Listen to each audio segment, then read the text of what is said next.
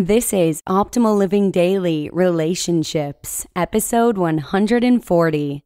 Why you should take an epic trip to Europe before having kids, by Egan of FamilyOptimized.com.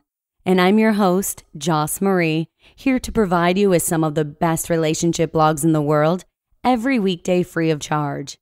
I cover a wide variety of relationship topics with permission from the authors, including parenting, marriage, dating, and much more. Today's post by Egan of FamilyOptimized.com is all about why you should take an epic trip to Europe with your significant other before having kids. This title alone puts a huge smile on my face because Lee and I went to Italy just 9 months before having Talon. Yup, do the math. 16 days total, and we were able to see Venice, Florence, Cinque Terre, Rome, and the Amalfi Coast. Looking back, it feels as though it was a dream. I'm just so happy we were able to do it. And with that, I'm going to keep this intro nice and short for you today. So let's get right down to it and hear today's post about this epic trip that we should take before having kids and start optimizing your life. Why you should take an epic trip to Europe before having kids, by Egan of FamilyOptimized.com. Imagine a relaxing walk along the beachside promenade in the French Riviera. A gentle breeze rolls off the blue Mediterranean Sea and kisses your skin, your hand firmly clasped with your lover's. A man plays guitar, providing the soundtrack for your walk. It feels like he is playing just for you.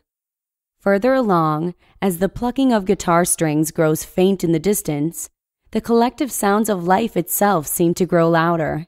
Conversations, disagreements, people ordering food, children laughing at the play on the rocky beach, nearby cars, tires from passing cyclists grinding into the pavement. The sun starts to set, turning the sky pink and the sea a brilliant purple. The air is cool, and as you look up to marvel at the miracle of nature, noticing for the first time the sky in its vast, all-encompassing essence, the sheer size of the mountains in the background, beasts emerging from the earth to lurk about the horizon watching over us, you can't help but feel alive, happy, connected, and part of the world. This was my experience in 2014 in Nice, France. I've heard people say Europe is for lovers, and I agree.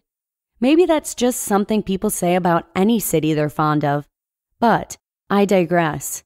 It's not that moments like this, beautiful, connected, and alive, cannot happen when traveling with kids.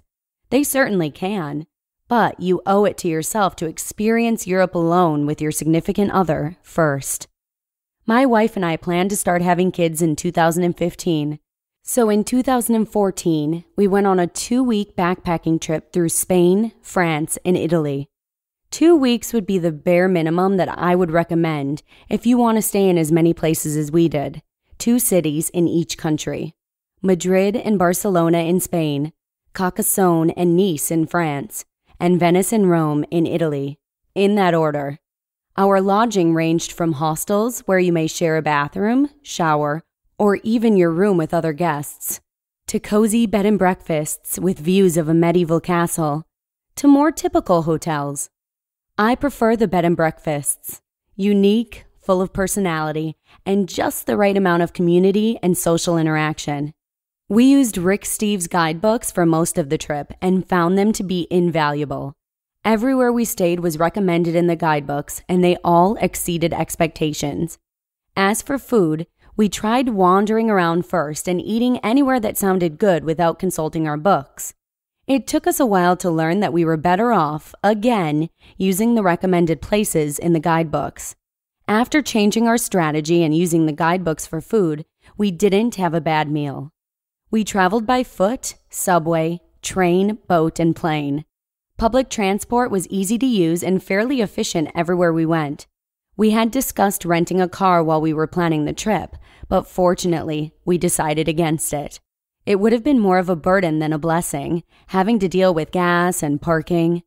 My wife speaks a tiny amount of Spanish, and I took 2 years of French in high school, so neither of us is conversational in any of the languages we encountered, but we knew enough to put some of it to work for us. We downloaded a few translation apps, but I only remember using them a handful of times. We flew from Cincinnati, Ohio to Madrid, explored our destinations from Spain to Italy, then flew back to Madrid for our flight back to Cincinnati.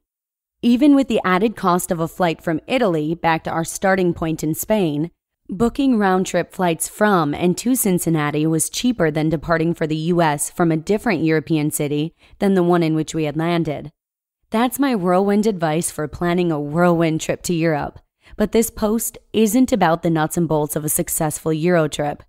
Everyone has different tastes and destinations on their checklist. We could plan 100 different trips to the same 6 cities in Europe, each one uniquely different, offering any sort of experience the travel bug in you may desire. And that is my point. To the newly married couple planning to have kids in the next 5 years, what do you want to experience right now? Go. Things are going to be different when you have kids. Some things will be harder, like romance, but everything will be different. Not worse, different. I have been fortunate to have supportive people in my life, even when I have half-baked ideas. In my early 20s, I sold everything I owned, which honestly wasn't much, and moved 1,000 miles away from home to a city where I didn't know anybody except for my traveling companion. I had no home and no job. It was awful, and I quickly came back home, but I'm happy I tried it while I was young. So many of us wide-eyed children become silly adults that get ourselves stuck in the mud, neck deep in a career we are afraid to leave, underwater, drowning in debt, or hypnotized by the idea that some future time will be better than now. All the while, we forget that the terribly cliché saying, "You only live once," is beautifully and sadly true. This post focuses on a backpacking trip through Europe because that's where my wife and I went to do a bit of exploring before our next journey, parenthood. But obviously, your travel and experience options are not limited to the European Union, or backpacking for that matter. This is about one of those times that self-indulgence is appropriate. Indulge in your desire to, whatever you may call it, travel, collect experiences, immerse yourself in different cultures, get a different perspective, explore. Indulge in your wanderlust.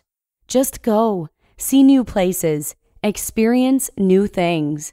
Do it now, then do it again when you have kids because your world will change. Your interests may change, and you will certainly change. Then there will be a whole new world to explore. You just listened to the post titled, "Why You Should Take an Epic Trip to Europe Before Having Kids" by Chris Egan of FamilyOptimized.com. Chris pretty much nails it on the head when he says, life will be different with kids. Not worse, just different. And that's why I think it's so special that Lee and I had the opportunity to explore Italy when it was just the two of us, before we had a little nugget in our lives. And I look forward to someday hopefully going again with Talon, ideally when he's a little older, and experiencing Italy in a completely different way. It'll be exciting. Different, but fun and exciting nevertheless. And as I mentioned at the top of the show, I'm going to give you a break from promotional stuff today. So that's a wrap for the week here on OLD Relationships. Thanks so much for listening. Have a fabulous weekend, and I'll see you again on Monday, where your optimal life awaits. Hello, Life Optimizer. This is Justin Malik, creator and producer of this podcast, but also Optimal Living Daily, the show where I read to you from even more blogs covering finance, productivity, minimalism, personal development, and more from incredible bloggers like Derek Sivers, Zen Habits, Mark and Angel, The Minimalists, and all the ones you hear on this show too. So if you enjoyed today's episode and like taking amazing blogs on the go, come on over to Optimal Living Daily and subscribe to that one too. And together, we'll start optimizing your life. You've been listening to Optimal Living Daily. Be sure to hit the subscribe button to stay up to date on each new episode, and head to oldpodcast.com. That's OLDpodcast.com for a free gift, as well as more actionable tips and resources to help you maximize your potential. Thanks for joining us, and remember, your optimal life awaits.